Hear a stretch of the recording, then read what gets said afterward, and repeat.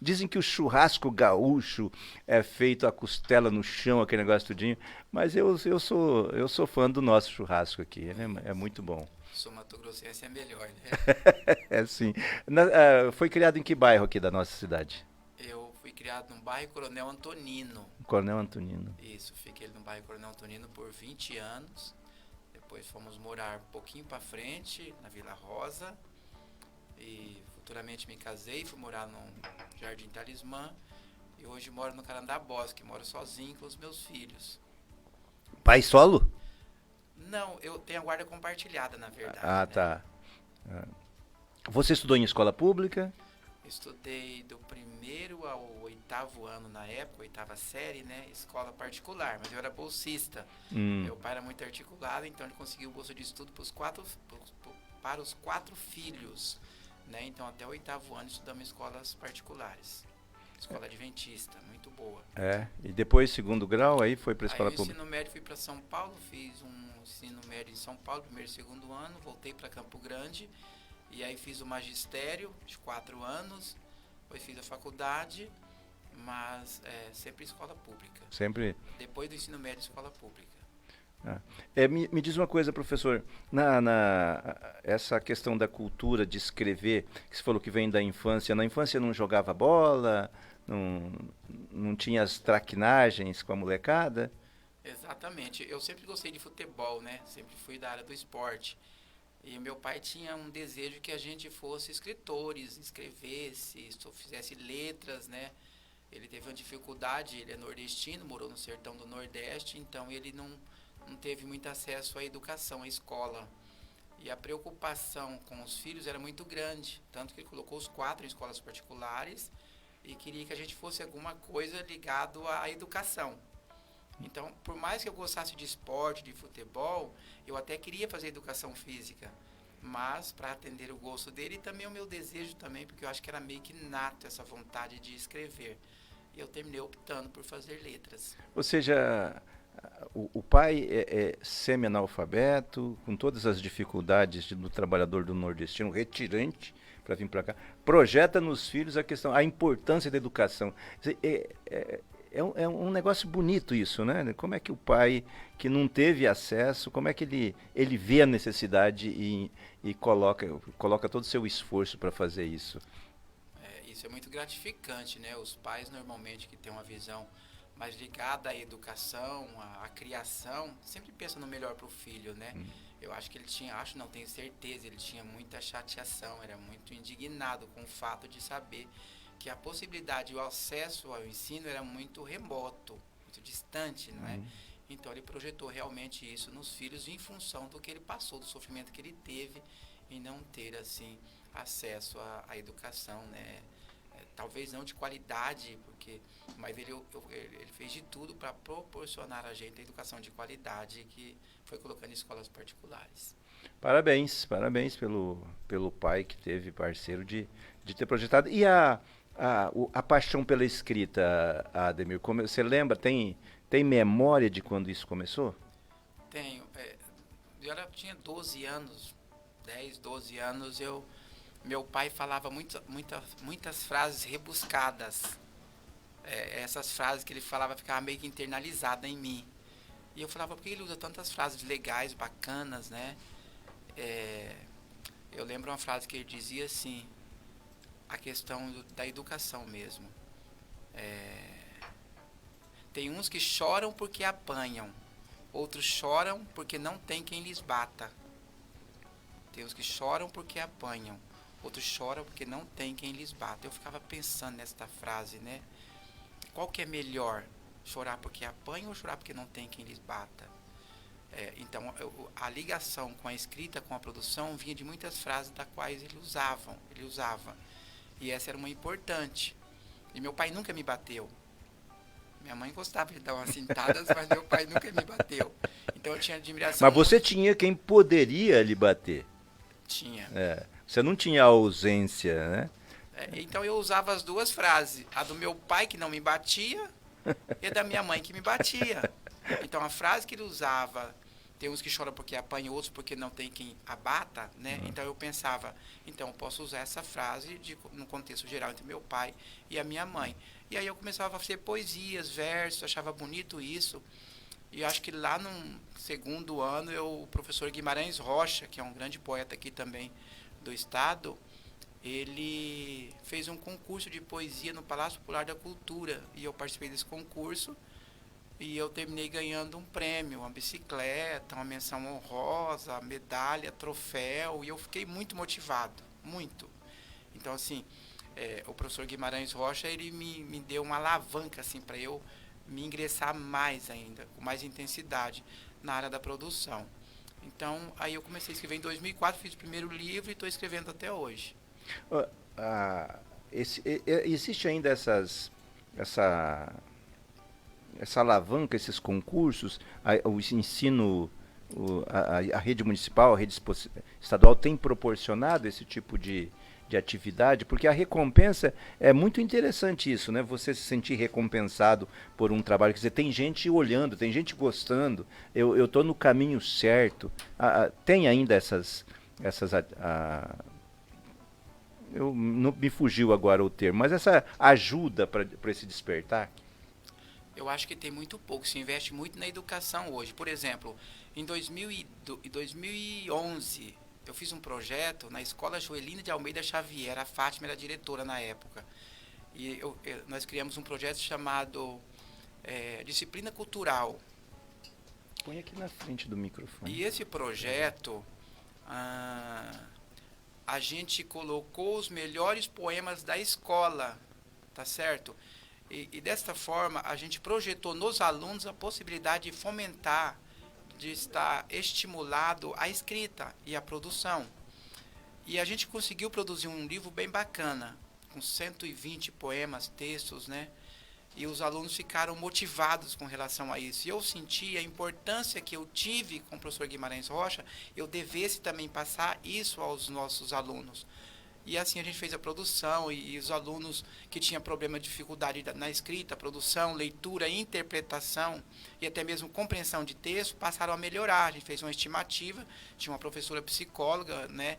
E aí terminamos concluindo de que esse investimento na cultura dentro da educação é de suma importância. E aí também foi me motivando a fazer mais isso. Em 2018 fiz na Escola Irene Zucala também, Escola Municipal, a Cátia, a Rosana, as diretoras, deram apoio também à escola, não é? E a gente terminou produzindo um livro sobre o autismo, porque nós tínhamos muitos alunos autistas e o aluno autista tem dificuldade com barulho. E eu não sabia como reproduzir isso aos meus alunos, então eu dizia a eles, olha, eu vou fazer um livro assim para mostrar qual que é o convívio do autista, o que é bom fazer pelo autista, e produzimos um livro também. Os alunos ficaram muito animados, mas muito animados. Isso foi gratificante também. Fizemos uma culminância, um projeto, a escola estava lotada de gente, os pais, né, família. Então, eu acho interessante isso. Aí a sua pergunta, infelizmente, se investe muito pouco ainda na cultura, né, na educação. Ou na literatura, no ato de escrever. Né, porque, veja, tem Olimpíadas da Matemática, né, que é produzido a nível nacional, é reproduzido, inclusive nas redes de televisão, sempre aparece as premiações. Se investe no esporte, né? Não tanto quanto... Aliás, cada setor acha que é pouco, né? Mas tem o esporte de alta rendabilidade, começa cedo, né? Tem aqui em Campo Grande tem ginásio, não tem aquele investimento, mas tem uma boa iniciativa nesse sentido. Você acha que se tiver um investimento na área de cultura, de escrita de contos, do teatro, da poesia, pode ter tantos resultados quanto se tem no esporte? Claro, porque assim, você só consegue produzir quando você lê. E se você lê, você produz. Se você produz, você compreende e interpreta. O difícil não é compreender, o difícil é interpretar. Porque interpretar está nas sobrelinhas e compreender está nas linhas. E esse Como que é? Repita, por favor. Compreender está na linha do texto. Eu estou lendo aqui, por exemplo, veja só, altruísmo, certo? Uhum. Isso é compreender. Agora, interpretar eu saber o que está por trás Qual da a palavra. mensagem? Qual a mensagem da palavra altruísmo? É se colocar no lugar do outro, mas como eu me coloco no lugar do outro? Eu sofro por ele, eu faço algo por ele. E quando você produz, você automaticamente você tem que ler como você vai produzir se você não tem conhecimento vocabulário. Né? Então, o investimento na cultura é importante. Por exemplo, eu estou hoje ajudando num coletivo de cultura da ACP. Não é? E a gente está criando esses projetos. E esses projetos é levado ao professor, para que o professor se torne escritor. E quando o professor se torna escritor, automaticamente ele é referência para o aluno. E se ele é referência para o aluno também fala, eu quero ser que nem meu professor. Às vezes nem vira um escritor, mas ele vai ter que ler. Mas ele aprende a ler, Isso. aprende a interpretar. Perfeitamente, que é muito além interpretar, que é o difícil. Os concursos públicos hoje, por exemplo, a gente peca na interpretação. Porque quando são criadas as questões, é a questão de interpretação, porque compreender está muito prático. E a gente tem dificuldade com isso. Quando eu passo a ler mais, eu interpreto bem melhor, eu compreendo melhor, eu me comunico melhor, e essa é a questão. Esse livro, por exemplo, Vocação entre a Poesia e a Gramática, eu não tenho pretensão nenhuma em querer falar que a norma culta é a principal. Que, aliás, nós temos 3 tipos de gramáticas, né? A gramática normativa, descritiva, histórica e comparativa. Por favor, vamos explicando cada uma delas. Vamos falar das 2 primeiras principais, que é a comparativa, certo? Que é a normativa e a descritiva. A gramática descritiva é aquela da permissão poética, tem a ver com a poesia. Você usa figuras de linguagens, metáforas, não é? Anáforas, antíteses. Então, essas figuras de linguagens estão muito ligadas à gramática descritiva. E essa não tem um compromisso com a norma culta. Mas eu tenho que saber. Mas para um concurso público vai cobrar de mim a gramática normativa. Não necessariamente. Se você não souber que é uma metáfora, você não está na gramática normativa, você está na descritiva. O que é antítese? Se eu falar subir para cima, eu cometi um erro? Não, talvez um desvio gramatical da norma culta. Mas se eu disser subir para cima, eu estou enfatizando que eu subi.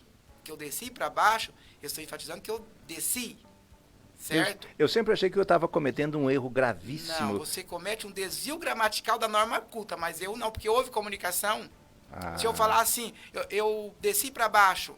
Nossa, mas como se você desceu, é para baixo. Mas você entendeu o que eu disse? Pronto, você entendeu, está ótimo. Eu estou fazendo uso da gramática descritiva. É claro que numa conversa formal, numa entrevista de emprego, eu vou fazer menos uso da gramática descritiva. Eu vou focar na gramática normativa, isso é evidente.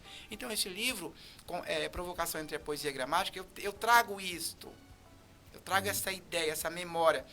Eu estou falando errado? Não, talvez eu esteja desviando a norma culta gramatical normativa. Mas está havendo comunicação entre mim e ti? Perfeito, vamos em frente. E por que eu fiz esse livro? Porque eu odiava, não é que eu odiava a língua portuguesa, eu tinha uma certa repugnância à língua portuguesa, porque eu achava muito difícil. E eu lendo, eu aprendi que eu estava vendo comunicação, então estava tudo certo. E o objetivo é esse. Esse projeto da ACP, por exemplo, é um projeto de contos. Quando os professores passam a escrever, que nós comentamos agora há pouco, eu tenho certeza que eles vão também fomentar aos seus alunos esse desejo de escrever e compreender melhor a gramática descritiva, normativa, a histórica, a comparativa. A histórica é quando você estuda um pouco mais lá o passado, como que eram as formações das línguas, né, do galego, do germânico, mas isso aí é uma outra história. Mas eu preciso ter em mente que as gramáticas, que a gente precisa ter noção das gramáticas, mas eu vou usar muito mais. Aliás, eu uso todos os dias a normativa e a descritiva. É claro que eu uso mais a descritiva, porque é o cotidiano. Eu trouxe até uma poesia, se você me permitir, que ela é interessante, ela diz assim, ênclise ou amor em crise. Então, a gente não fala, me dê um beijo, a gente fala, o certo é dê-me um beijo. Mas e daí? Você entendeu a mensagem? Entendeu. E eu trouxe uma crítica com esse poema. Diz assim: dê-me um beijo é o que diz um jovem apaixonado. Dê-me um abraço sugere um jovem elegante. Dê-nos uma chance, combina o casal compreensivo. Me dê uma prova de amor, ataca o poeta sonhador. E certamente a gramática de um exímio professor. No entanto, o garoto apaixonado o jovem elegante, o casal comprometido, o homem sonhador, o poeta fingidor e até o bom professor da nossa nobre e amada nação, dizem todos os dias: me dá um beijo, me dá um abraço, me dá uma chance, me dá a sua mão. Fuja da norma padrão, me entenda por favor, só quero uma prova de amor. Então esse... Olha que lindo. Obrigado. Me dá. É gostoso falar me dá um abraço. Dê-me um abraço. Você distancia as pessoas. Mas o certo, aliás, o certo não, a norma padrão é dê-me um abraço. Mas é chato de falar. É legal falar me dá um abraço. Dê-me um beijo. Fica meio impessoal, distante, né? Isso, fica distante. E por isso que a gramática normativa está aqui. É bem melhor, me dá um beijo aí. Mais direto ao assunto. Me dá um abraço, me dê sua mão, me dá a sua mão. O importante é a comunicação. Gente, estamos tendo uma aula de gramática e de poesia com o professor Ademir Barbosa dos Santos. 7h42 na Cidade Morena. Estamos aqui também ouvindo poesia. Eu confesso para ti, professor, que eu li muito pouco sobre poesia. Não, tinha muita dificuldade do português culto nas escolas e tal. Enfim, né? Aquele terror que toda criança tem e porque a língua portuguesa ela é muito complicada nos adjetivos, nos pronomes, nos substantivos, adjunto adverbial, sujeito. Não é esse, por exemplo, não tem esse prazer. Eu não tinha esse prazer que eu tinha que eu estou tendo agora, não tinha na época. Eu tinha medo de crasear, qual que vai, verbo, pro futuro do pretérito.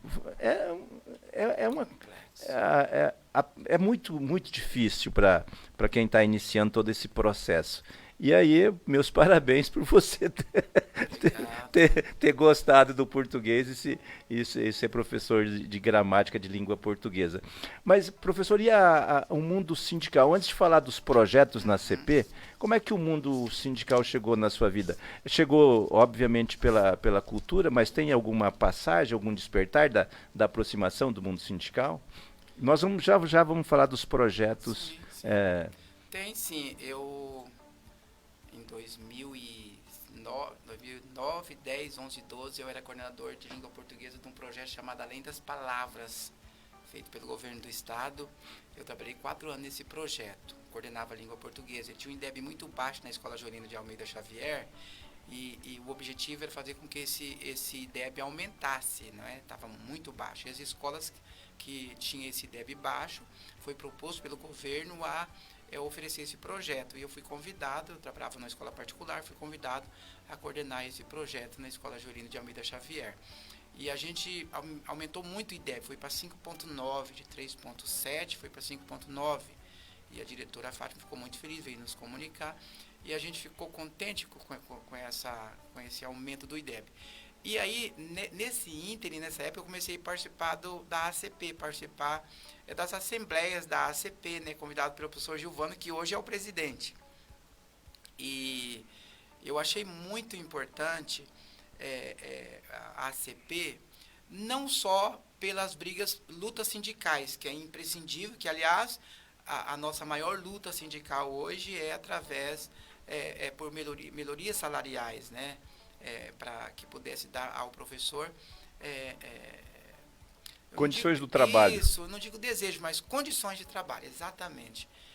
Mas o que me despertava mais era a cultura. E a FETEMES e a CP sempre tinha um parceiro lá que sempre estava convidando para escrever uma poesia, para ajudar criar critérios para um concurso de poesia, e nas noites de poesias eu estava presente. Então me cativou muito isso, e aí eu comecei então a me ingressar com mais propriedade na ACP, né? Participando indiretamente. E nessa última gestão agora, o professor Gilvano me convidou para participar de um coletivo de cultura, para a gente criar mais projetos, estar mais presente. Então eu comecei a me ingressar com mais intensidade neste mundo sindical, que é imprescindível valor. Então, agora vamos lá.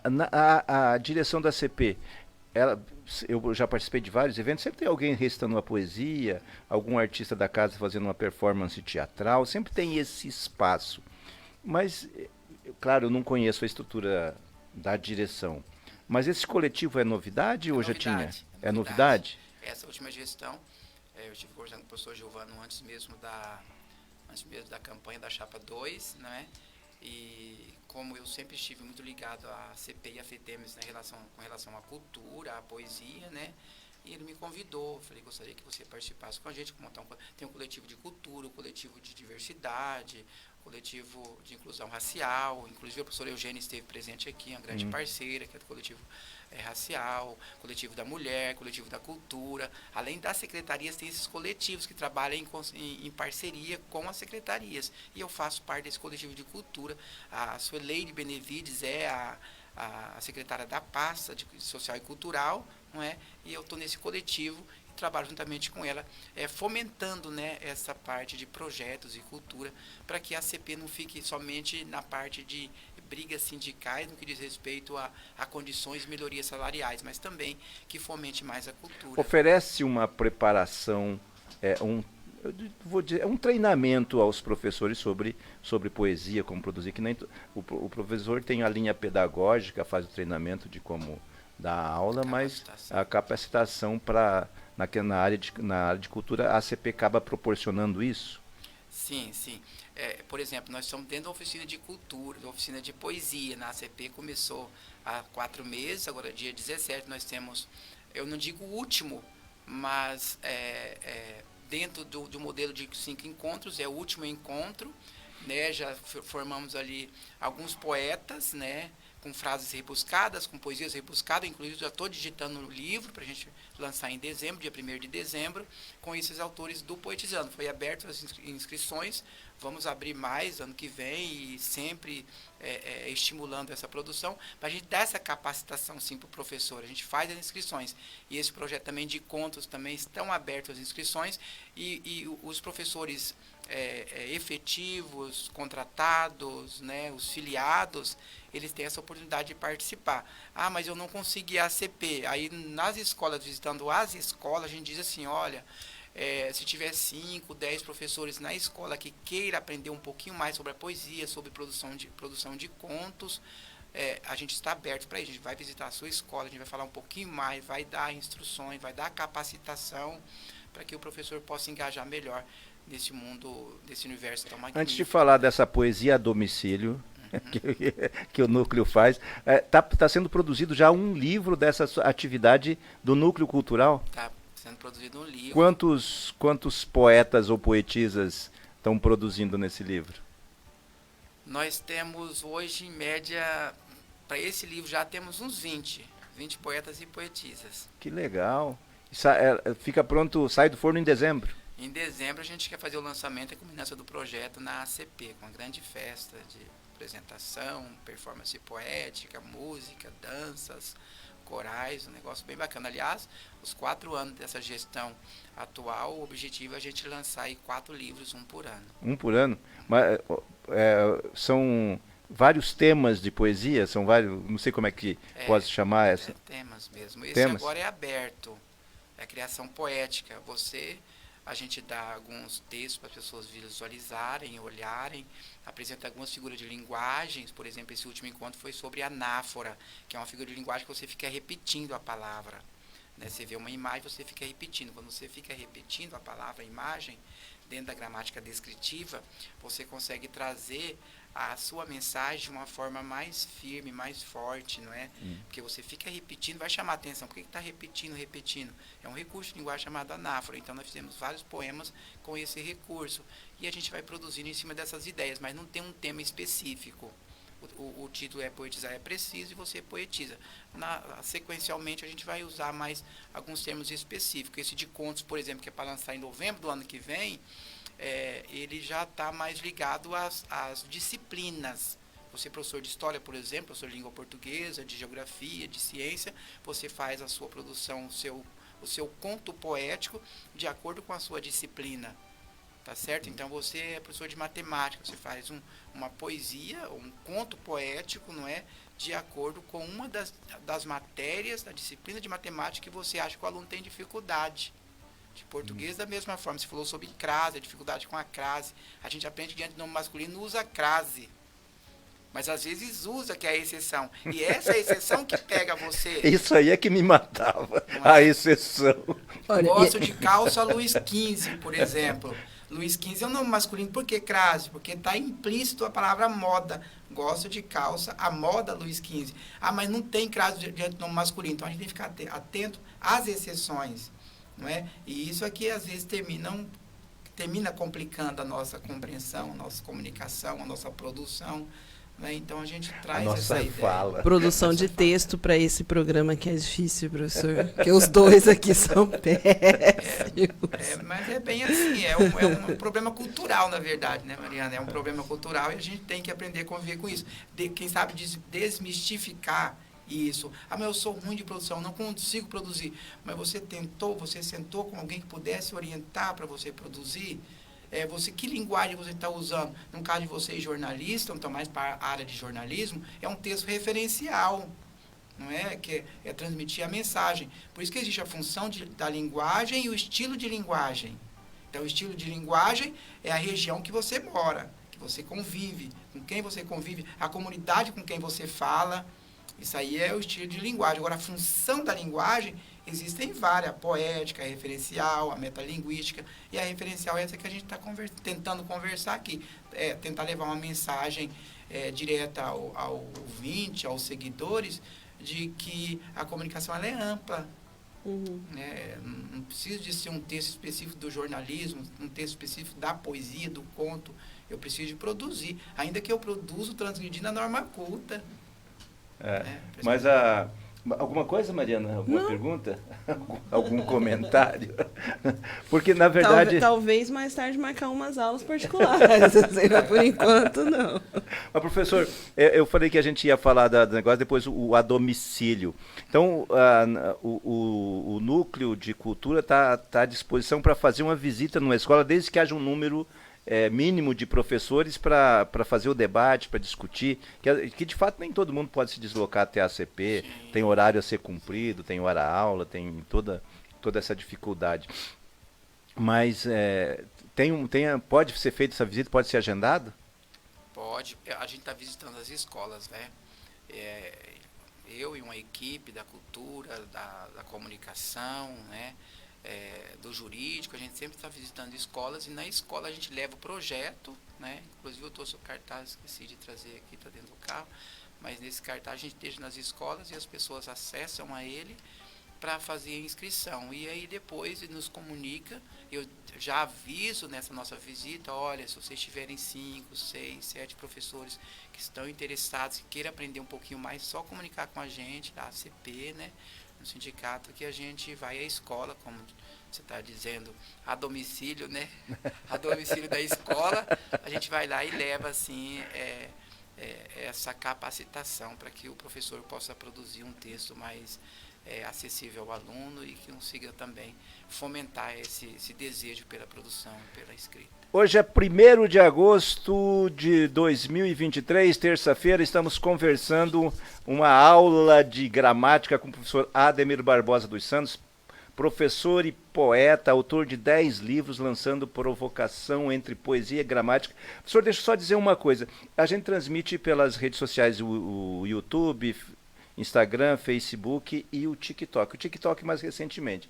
Mas olha, normalmente pelo TikTok, como não me aparece mais a você, poucas pessoas.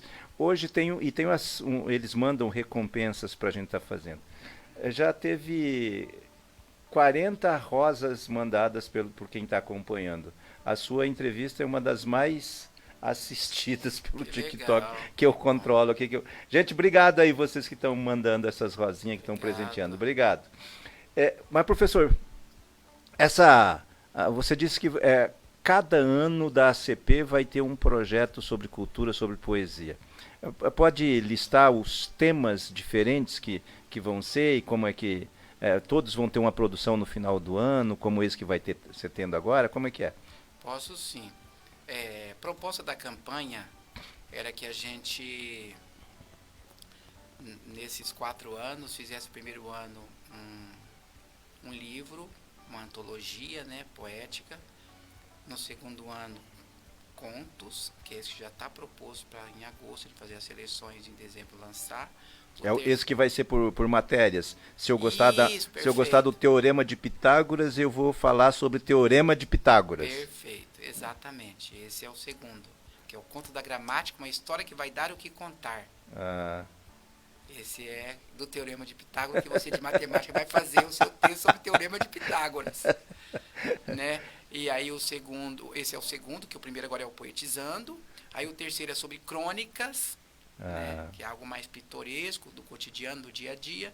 E o quarto, a gente quer fazer uma antologia dos 3 modelos. E aí a escolha do professor, que seria a poesia, o conto e a crônica. Ele escolhe. Eu tinha pensado em história em quadrinho, mas eu acho mais complexo. Eu não sei se conseguiria trazer uma mensagem tão diretamente como é a produção. Mas esses 4 anos, primeiro poesia, segundo conto, terceiro crônica e quarto a seleção de todos eles. qual que é a diferença de um conto para uma crônica? O conto, normalmente, você cria um clímax de um triângulo amoroso. O José que gosta da Joana, só que a Joana gosta do Joãozinho. Ou o Joãozinho faz intriga para que o amor de José e João não dê certo. Isso é um conto. Com espaço, lugar, como, aonde, por quê. Isso é o conto. A crônica, ela traz mais uma ideia poética ou não do seu cotidiano, que é de pitoresco no dia a dia. Não tem esse triângulo, necessariamente esse triângulo amoroso, mas traz ideia do cotidiano, do dia a dia. Isso é a crônica. E a poesia, ela é livre. A poesia pode ser uma crônica, pode ser um conto. Eu tenho nesse livro aqui, por exemplo, Provocação entre a Poesia e a Gramática, contos, crônicas e poesia em um só. Contando história, fazendo esse triângulo amoroso e trazendo a mensagem. Agora, só um adentro aqui, Mariana, você tinha falado aqui com relação à produção, né? Eu gosto de uma frase do José Luiz Rego, que ele diz assim: os grandes escritores têm a sua língua, os medíocres têm a sua gramática. Quando a gente tem a nossa gramática, a gente se torna medíocre e não escreve. O que é ter a sua língua? A gente chama isso de regionalismo. Eu escrevo do jeito que me vem à cabeça. Porque quando você escreve do jeito que te vem à cabeça, depois você faz a autocrítica. Eu falei para você que você é uma boa escritora, viu? Exatamente. Então, a autocrítica... Não, você falou que eu sou uma boa editora de vídeo. Vê, não. Querendo não, já é uma escritora da imagem, né? Escrevendo uma imagem, uma linguagem interpretativa. Mas, querendo ou não, você só não pode ser medíocre quando você se apega à gramática de que você não escreve. Mas você se torna superior quando você consegue transmitir. ser ampla, quando você consegue ser ampla, né? Que é a gramática descritiva. E essa gramática descritiva não tem uma língua, né? Não tem uma língua específica. Ela tem aí uma ideia que você traz de acordo com aquilo que você vive, que você pensa. Depois você faz autocrítica, se você tiver você faz sua autocrítica. Se eu não dou certo na poesia, eu dou na crônica. Se eu não dou certo na crônica, eu dou num conto. Se eu não dou certo num cônico, na produção de imagens. E aí você faz autocrítica. Onde eu posso melhorar? Então a gente tem que desmistificar isso, que eu não sei escrever. E eu deparo com vários professores de escola dizendo isso. Professor? Professor. E eu fico triste, porque você é capaz, você sabe. Só que você escreve do seu jeito. Depois que você produzir, aí você faz a autocrítica. Que, aliás, é muito importante. Antes de fazer o arroz, para saber se vai ser bem feito ou não, é necessário fazê-lo, né? Sim. Senão... Aí o arroz, olha só que interessante essa sua fala, eu aprendi na faculdade isso. O arroz, existe fazer arroz formal e o informal. O que é formal? Aquilo que tem uma forma, que você aprendeu com o seu pai, com a sua mãe, ou aquilo que está escrito na receita, isso é o formal. O que é o informal? Você faz do jeito que você acha melhor, você quer mais papa, sei lá, é papa que diz que o arroz está muito coladinho, né? Mais papa, você gosta do arroz Unidos mais venceremos. solto. Isso, então tem o formal e o informal. O que é formal? Não sei, não tem uma linguagem formal para fazer o arroz, mas também tem a Eu faço linguagem do jeito que formal. minha mãe me ensinou. Pronto. A escrita é igual. Mas não fica igual não, viu, gente?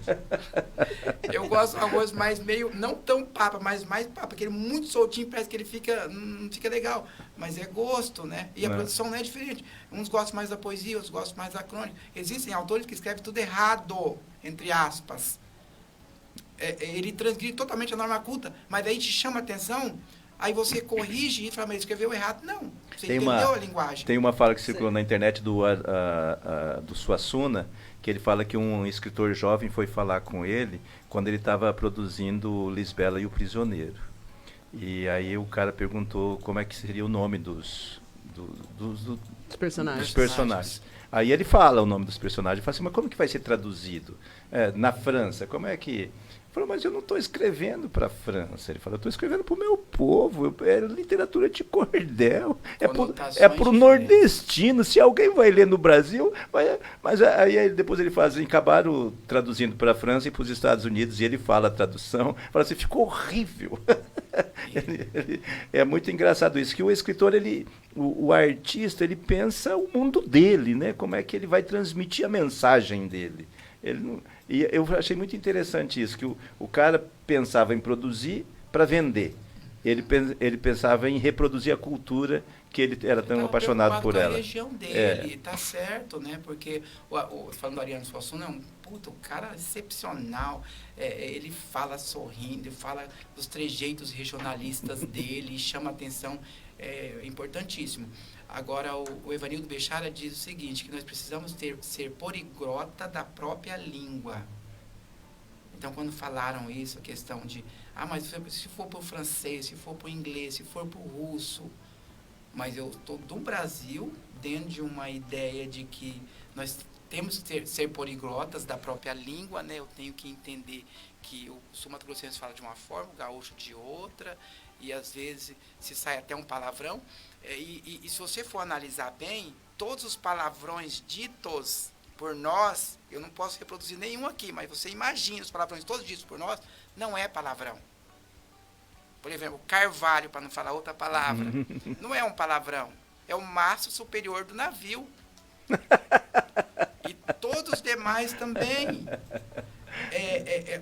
90% dos palavrões ditos por nós hoje, que é ditos com palavras chulas, não são. Tem uma origem. Elas foram alteradas para se transformar nisso, exato, né? Foram alteradas os seus sentidos para trazer essa conotação, né? Isso é que é rico, isso que é interessante na língua, na linguagem. A gente não tem que ser medíocre, tem que ser assim, não.